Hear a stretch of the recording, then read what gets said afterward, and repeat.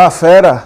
Vamos trabalhar aqui nessa aula sobre DNA, essa molécula tão importante, né? Essa molécula tem cerca de 60 anos de descobrimento e tanto se produziu cientificamente a respeito do DNA. Anteriormente a esses 60 anos, achava-se que o poder da hereditariedade estava exatamente contido nas proteínas. A gente comentou em outra aula aqui, na verdade, que as proteínas é o composto orgânico mais abundante do seu corpo. E devido a essa grande proporção, achava-se que o caráter da hereditariedade estava composto, estava embutido nelas, até se descobrir o DNA e até descobrir toda a riqueza, todo o valor e todo o progresso científico em torno dessa molécula. Então, essa aula de hoje a gente vai se destinar a entender a descoberta do DNA e basicamente como é que funcionam os processos que envolvem o DNA. Principalmente a sua duplicação, a sua replicação. Então, olha para o nosso quadro aqui para que a gente possa trabalhar isso direitinho. Vê só, galerinha. Tudo começou com esse cidadão, Friedrich Miescher, médico, alemão, professor universitário, e o laboratório dele ficava bem perto lá da universidade. E Friedrich Miescher trabalhava com leucócitos mortos. E você sabe muito bem que o leucócito morto, ele é o pus. Ele é o pus, tá certo? O pus é um leucócito morto que sofreu, né, que lutou lá no processo inflamatório, morreu e formou piócito. Mas ele trabalhou especificamente com o núcleo celular dos piócitos, dos leucócitos, tá certo? E descobriu que o núcleo dessa célula, lá no núcleo dessa célula, havia uma molécula grande, pesada, uma macromolécula, mas que ele não sabia sua natureza química e, portanto, pôs o nome de nucleína pelo simples fato dela estar no núcleo. Bem, a partir daí começaram a ter os trabalhos bioquímicos, né, a respeito dessa molécula e descobriram que essa molécula era basófila. Olha para mim, o que venceu a molécula basófila? Uma molécula basófila é aquela molécula que tem afinidade por corantes, por substâncias básicas. Veja bem, se ela tem uma afinidade por corantes básicos, por substâncias básicas, é porque na verdade ela é um ácido. Você aprendeu lá no colégio, tá certo? Que a reação de neutralização era ácido mais base forma sal e água. O ácido vai procurar a sua base, a base vai procurar o seu ácido. Então, se a substância é basófila, ela tem um caráter básico e por isso tem afinidade por corantes básicos, tá bom? Então, a natureza química dessa nucleína era ácida, era ácido, beleza? E pelo fato de estar no núcleo, foi chamado de ácido nucleico. Olha aqui para o quadro. Foi chamado de ácido nucleico. Tá aqui, ó, o ácido nucleico. Hoje em dia a gente sabe que esse ácido nucleico, na verdade, pode ser o DNA ou o RNA. O ácido desoxirribonucleico e o ácido ribonucleico, que vamos trabalhar com eles no decorrer dessas aulas sobre DNA. Galerinha, vê só, continua olhando para o quadro aqui e observa o seguinte aqui, ó. O DNA, antes de eu continuar lá, olhe para mim, para que a gente possa formar uma ideia melhor. Preste atenção. Vê só, o DNA é uma molécula grande, extensa, assim como eram as proteínas, assim como eram os polissacarídeos. Lembre, proteínas formadas por vários aminoácidos. Polissacarídeo é formado por vários monossacarídeos. DNA e RNA, o ácido nucleico, é uma molécula grande formada por unidades menores, chamadas de nucleotídeos. Então, os nucleotídeos é a unidade básica de formação do DNA. O conjunto de nucleotídeos forma um ácido nucleico. Dependendo do tipo do nucleotídeo, eu vou ter o tipo de ácido nucleico, vai ser DNA ou RNA. Olha para o nosso quadro aqui para a gente ver isso. Ó, vê só, galera. São polímeros de nucleotídeos, os ácidos nucleicos. O nucleotídeo, ele é formado de três partes. Ele é formado por um açúcar,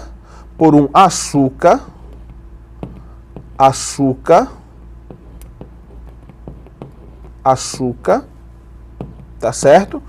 Esse açúcar tem 5 carbonos, portanto é chamado de pentose, e nós estudamos isso lá em carboidratos, tá certo? Beleza? Na paz? Ele é formado de um radical fosfato, que você está vendo aqui, ou ácido fosfórico, como queira, e ele é formado de uma base nitrogenada. Então o nucleotídeo tem três partes. Ele tem um açúcar, que vem ser a pentose, ele tem a base nitrogenada e ele tem um radical fosfato. Tiago, o que é que vai mudar aqui dependendo do nucleotídeo? Bem, vai mudar o tipo de açúcar e vai mudar o tipo de base nitrogenada. E aí a gente vai classificar esses nucleotídeos. Olha para cá, continua olhando para cá para o nucleotídeo. Vê só, o açúcar ele é um monossacarídeo, como tem aqui, lembrando que é um monossacarídeo com 5 carbonos, então é uma pentose, a gente já escreveu, mas só para que você fique ligado, tá bom? Monossacarídeos é uma pentose, pode ser ribose e pode ser a desoxirribose. A ribose vai ser o açúcar do RNA, enquanto a desoxirribose vai ser o açúcar do DNA. Ácido ribonucleico e ácido desoxirribonucleico. Se foi ribose, RNA, foi desoxirribose, DNA. Bem, a base nitrogenada, deixa eu apagar aqui só para que você veja melhor. A base nitrogenada são de dois tipos. São as bases púricas e as bases pirimídicas. Qual é a diferença entre elas? Presta atenção aqui, vê só. As bases púricas possuem 2 anéis carbônicos, enquanto as bases pirimídicas possuem apenas um anel carbônico. Tá certo? Então as bases púricas, 2 anéis carbônicos, enquanto as bases pirimídicas, apenas um anel carbônico. Quais são as bases púricas, Tiago? Adenina, guanina. Quais são as bases pirimídicas? Citosina, timina e uracila. Qual é o bizu para decorar isso? Pulga. Pulga. As bases púricas são guanina e adenina. As bases púricas são guanina e adenina. Bem, se púrica é guanina e adenina, as bases pirimídicas só pode ser citosina, timina e uracila. Só com um pequeno detalhe. A timina você só encontra no DNA, enquanto a uracila você só encontra apenas no RNA. Timina no DNA e uracila no RNA. Beleza ou não? Tranquilo? Olha para mim agora, vê só, presta atenção aqui, ó. Bases púricas, adenina, guanina, bases pirimídicas, timina, citosina e uracila. Mas é importante saber que essas bases, elas se relacionam, elas trabalham juntas, elas se interligam. Sim, as bases púricas se interligam às bases pirimídicas, tá certo? Como é que funciona isso? Isso é uma regra chamada regra de Chargaff, tá certo? Ou regra da complementariedade do DNA. Como é que funciona essa regra? Olha para o quadro aqui e observa essas imagens. Vê só, galerinha. Ó, tá aqui essa imagem aqui, ó. Tu tá vendo as bases púricas e as bases pirimídicas. Falei para você antes que as bases púricas possuem 2 anéis carbônicos. Tá aqui dito. Base púrica, 2 anéis carbônicos. Adenina, guanina. Bases pirimídicas possuem apenas um anel carbônico. Um anel carbônico, um anel carbônico e um anel carbônico.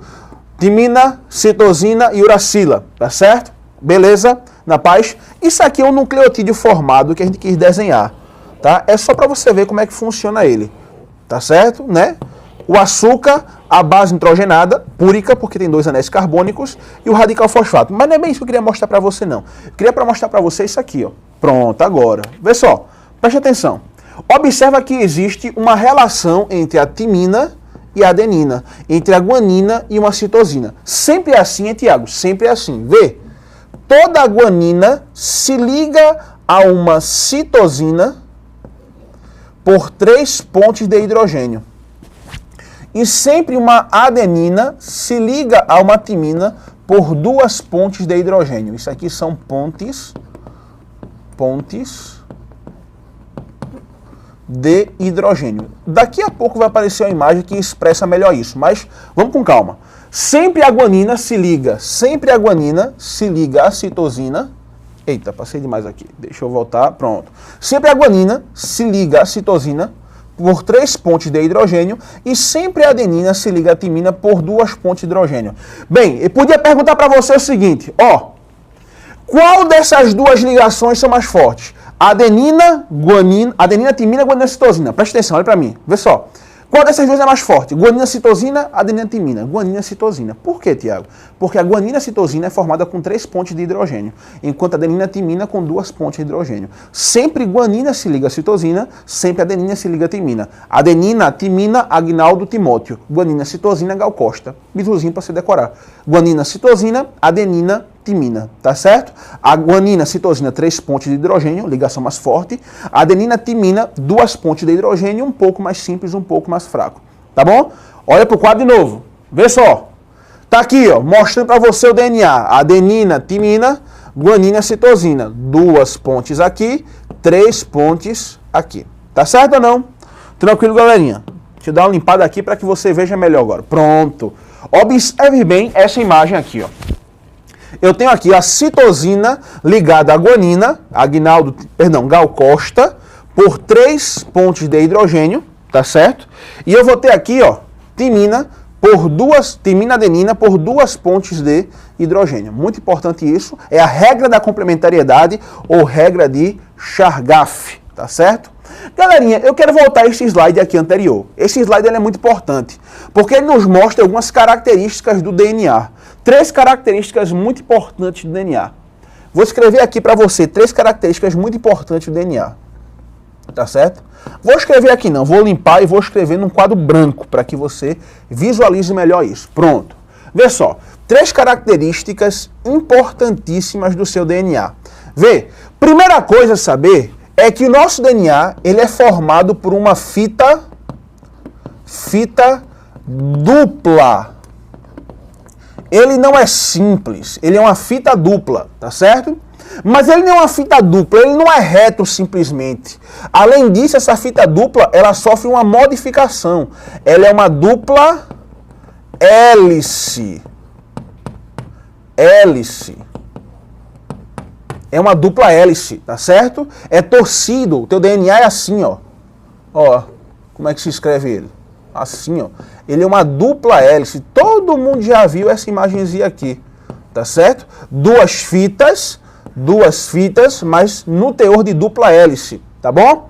E a última característica muito importante do seu DNA é que ele é antiparalelo. Antiparalelo.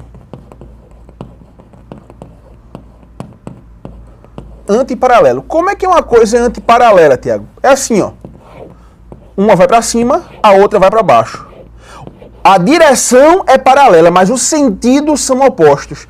E é assim o DNA, é assim. Anote isso, tá certo? Vou dar uma limpada aqui para que eu possa retornar para a imagem anterior. Preste atenção aqui, ó. Se você observar bem, você vai ver que aqui a fita vai subindo e aqui a fita vai descendo, tá certo? Ó, fita dupla, são 2 fitas, dupla hélice, formação helicoidal, e é antiparalelo. Tem alguma imagem melhor que essa, Tiago, para ver esse antiparalelismo? Tem. Observe essa imagem aqui agora ficou bom. Ó, se você observar, olhe para o radical fosfato aqui e olhe para o radical fosfato aqui. Olhe para o pentágono, que é essa pentose, e olhe para o pentágono, que é essa pentose aqui. Você está observando que a ponta do oxigênio aqui é para cima e a ponta do oxigênio aqui é para baixo. Pois é uma fita subindo, é uma fita descendo.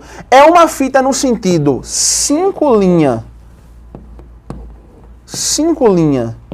3 linha, e outra fita no sentido 3 linha, 5 linha. 3 linha, 5 linha. Tá certo? Beleza? Esse sentido aqui, ele é importante. Não vou me ater completamente a ele, tá certo? Porque isso já é um detalhismo excessivo para o seu Enem. Mas ele é importante que você entenda que ele é antiparalelo, tá bom? Galerinha, vê o seguinte aqui, ó. Vou pegar aqui, vou abrir de novo o quadro para que você veja o seguinte. Vou botar aqui, ó, um nucleotídeo. Vou pegar aqui um outro nucleotídeo. Independente, seja DNA ou de RNA, tá certo? Peguei um outro nucleotídeo aqui. Eu tenho que juntar esses nucleotídeos, tá certo? Para formar o meu DNA ou para formar o meu RNA. Tanto faz, RNA. DNA ou RNA. Essa ligação que une os meus nucleotídeos é chamada de ligação, ó o nome dela, ligação fosfodiéster.